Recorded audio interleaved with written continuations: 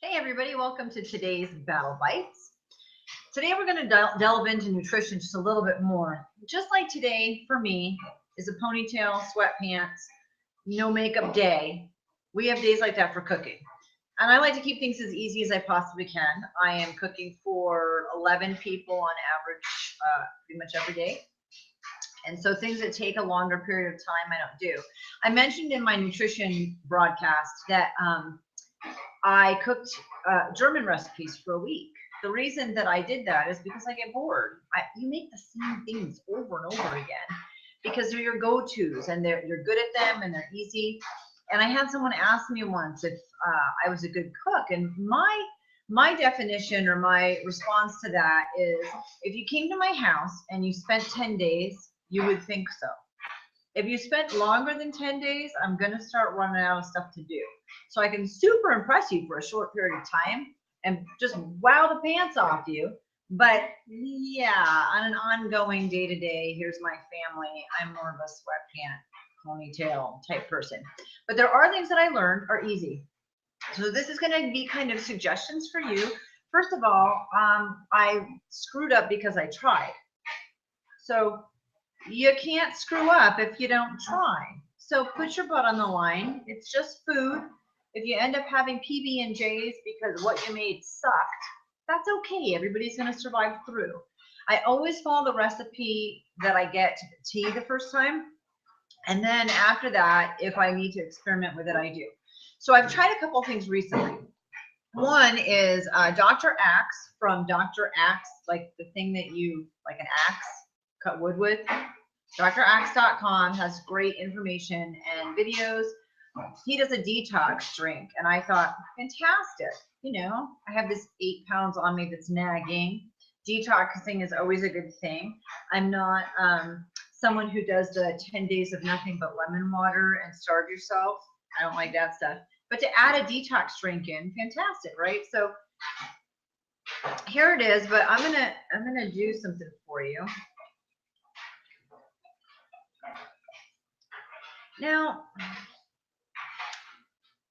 it's cinnamon and apple cider vinegar. So there's nothing in this. There's no like backwash floaties that are bad. And it doesn't really bother me a whole lot. Although, you know, there's an amount of floaties that after a while maybe is not palatable. What I like about it is that it's a great drink and the taste doesn't bother me. What I don't like is that it probably would bother a lot of people. And there's no way I'm drinking 2 cups of this 3 times a day, 20 minutes before I eat. I mean, maybe once a day, 2 cups maybe. So you have to do things when you're implementing things and adding things in. You have to find things that work for you. Can I do lemon water with some mint and a little, yep, all day long. Can I take it up a notch and do this? Maybe not. Can I do a teaspoon of apple cider vinegar mixed in a little glass and do a shot of it every morning? No problem.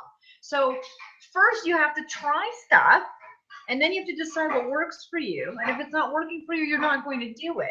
So that's one thing. Other stuff that I found that I think is super easy, and so I make it, and I look like a genius. First up, cashew butter. So literally cashews, some coconut oil, a little bit of sea salt. I put a little cinnamon in this because I was feeling cashew butter sexy. And awesome. And so this is kind of like a more regular staple. Literally takes 10 minutes. My kids can do it in the food processor. It's not It's not a big deal. Easy.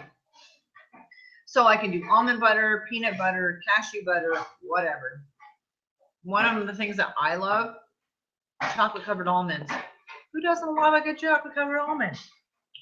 Problem is, not real healthy, and I prefer the dark chocolate. And it's expensive and a pain, so I found a recipe.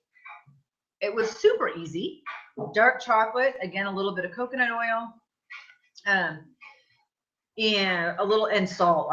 I mix salt with the chocolate. I don't always like that. It was easy. They had to sit out overnight on the parchment paper to so they wouldn't stick together. which I didn't know. So I learned. When they first came out, I was like, oh crap, I have a goopy mess. This is disgusting.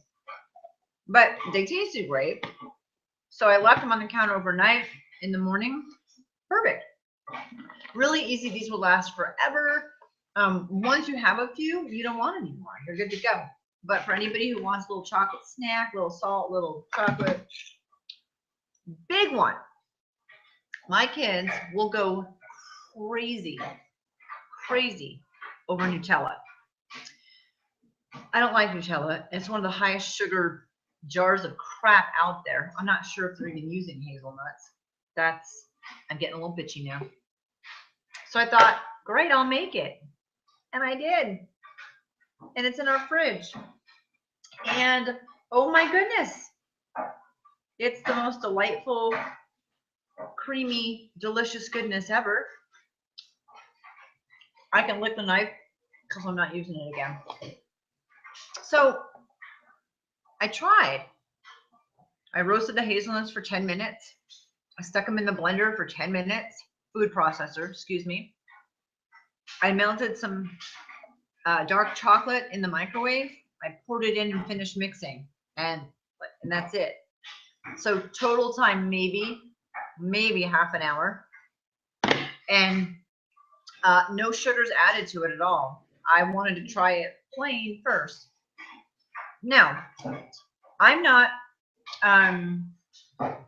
gluten-free, although I am less gluten. I like to use flour as little as possible and use flour alternatives. Two of the alternatives that I use are coconut flour and almond flour. And I'm just trying to get more paleo type recipes under my belt that are actually good. So there are some things that are super hard to do, breads and muffins, and I just generally don't like them.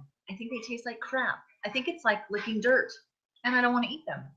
But I thought I'll try blueberry muffins. So doesn't this is a pretty one. This one fell apart, which means you have to eat it. Clearly, the one that falls apart gets eaten. So coconut oil, coconut flour, super easy. I mean, honey was the sweetener, and I get mine local, fresh, better stuff. You know, not your traditional. Wow, it's really good. Actually, I hadn't tried it. Not your traditional sugar on the top, totally processed garbage. And I bought a muffin yesterday with my daughter when we went to coffee, and I couldn't eat it. I took a bite and it was so disgusting. And then I started craving like good. So clearly I made them. So first, I did the week in Germany because I thought it would be fun. It was years ago.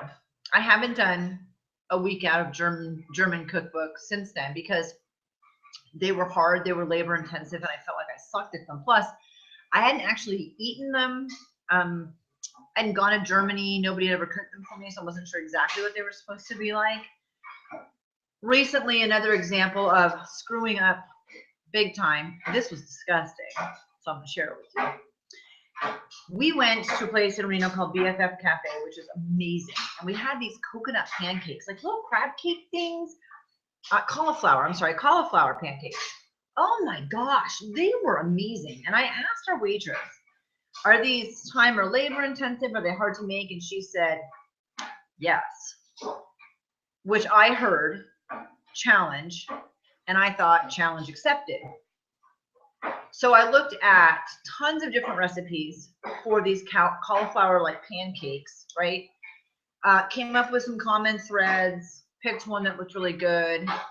They all went in the trash. So I made them, and they were falling apart. It was just disgusting. They tasted horrible. I don't know what they're doing at BFF Cafe, but since they're doing such a good job, it was time and labor intensive. They came out horrible. But I wouldn't have known that if I hadn't tried. I'm wearing my Nike sweatshirt. It's the Just Do It day, apparently. Just do it. You can't possibly screw up if you're not trying. And there's no way to know if you're going to like something if you don't try it. And if you don't like it, you can always revisit it. Was it the recipe? that need to be altered? Was there something in it? Is it just something that you don't like? I mean, I sucked at German food and cauliflower pancakes, but I know where I can buy it if I want to get it done right by somebody who knows what they're doing.